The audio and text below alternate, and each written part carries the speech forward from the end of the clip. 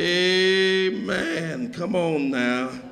You see, for some people, the presumption is if the accuracy of the information is confirmed, then sharing it is not gossip. I'm just telling the truth.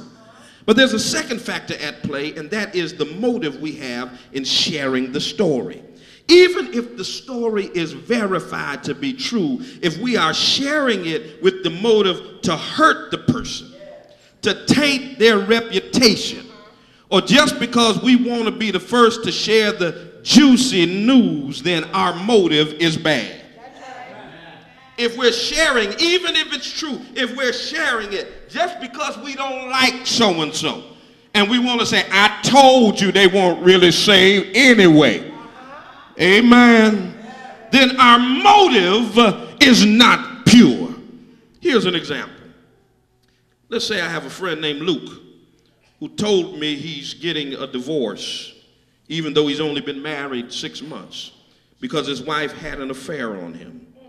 Scenario number one, my heart is broken by his pain and by the knowledge that his marriage is going to end. And in my private prayer time, I shed some tears for Luke and his pain. And later that day, I see a mutual friend, and I share the news with that mutual friend. And I say, Luke shared with me that he's going to be getting a divorce.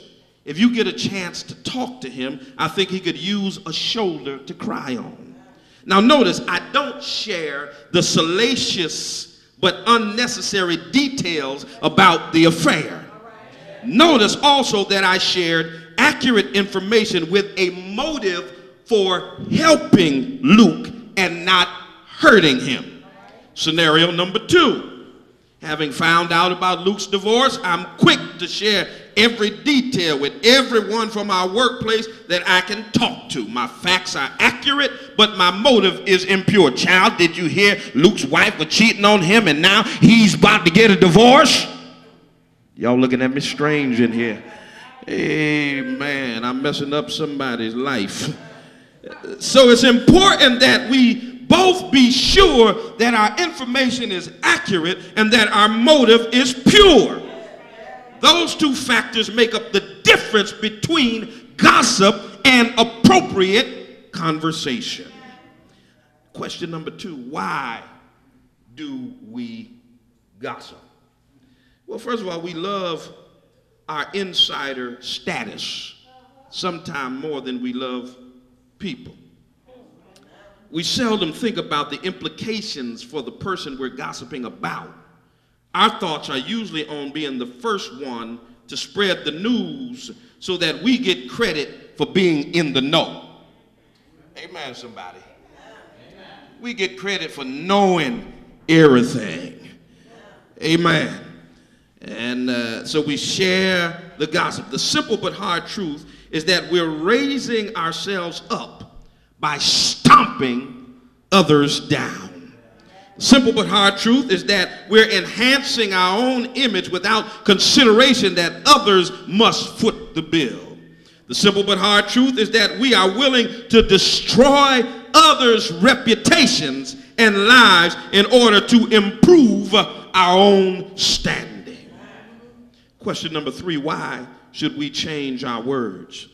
Obviously, what we just talked about a moment ago hints at one good reason that we should love people more than our insider status. But there are other reasons that directly apply to us. First, we need to realize that everything that we say is being recorded. Let me say that one more again. Everything that we say is being recorded. Have you ever had a phone call or you called a place and they said, I want you to know that this call is being recorded for quality assurance purposes? Amen. And you ever notice that the whole nature of your conversation changes when you know you're being recorded? Matthew 12:36-37 says, and I say unto you that every idle word that men shall speak, they shall give account thereof in the day of judgment. For by thy words thou shalt be justified, and by thy words thou shalt be condemned. I don't mean Big Brother is watching. I mean that God does not miss anything. Behold, the eyes of the Lord are in every place, beholding the evil and the good. And Jesus tells us here that we are accountable for every word we say.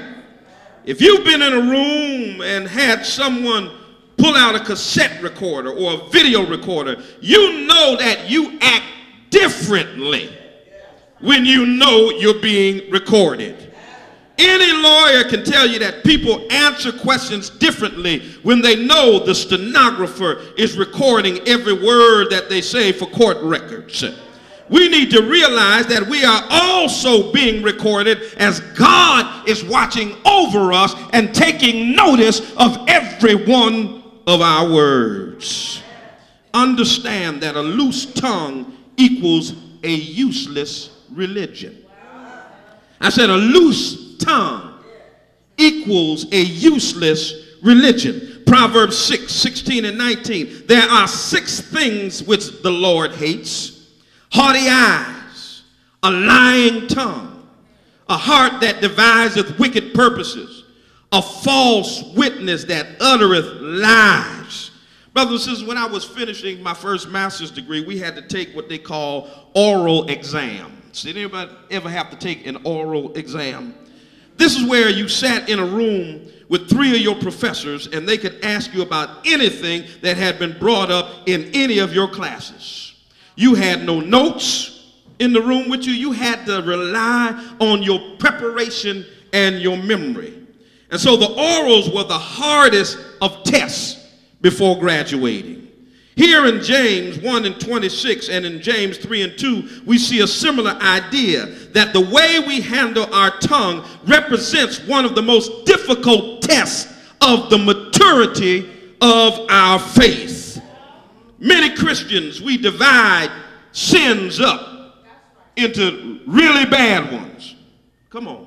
Murder, adultery, etc. And then we do the not so bad ones: envy, pride, materialism, gossip.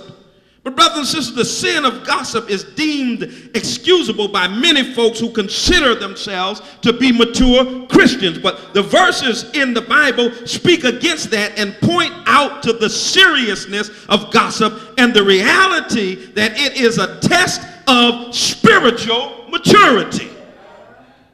That text in Proverbs 6 speaks of things that God hates. And the last, and in the Hebrew, what comes last makes it the point of emphasis. The last one is someone who sows discord among the brothers. Those who stir up trouble within the church with our gossip, we are putting ourselves directly in the path of the wrath of God. Oh, bless the name of the Lord. And brothers and sisters, we've got to be careful that we don't have the motive of just stirring up stuff. We're mad with the program. We don't agree with what's going on, so we want to stir up stuff. Oh, it's going to get quiet in here now. We don't like the way things are going, and so we want to get our little clique on our side. So we go and we start spreading. Well, child, did you hear that the pastor was going to do thus and so? And come on, y'all looking at me funny. Every one of y'all in here done heard something like that in the last year. Yeah. Child, did you hear? There's gossip in the choir. Ooh, go on and preach, Talbert. Go on and preach. There's gossip on the pastor's aide. Y'all ain't gonna like me in here today. There's gossip with the missionaries. There's gossip on the mother's board. Woo-hoo, there's gossip going on all the time. And God is not pleased when we're sowing discord among the brothers. Well, let me get finished with this. Question number 4. I know y'all haven't shouted in 3 weeks, but this hasn't been a shouting series. Maybe next time I'll preach everything gonna be all right, and y'all can go on to town. Amen. Number 4, what do I do when I'm approached with gossip? Let me give you some possible responses. Here's the first one I want you to try. When someone comes to you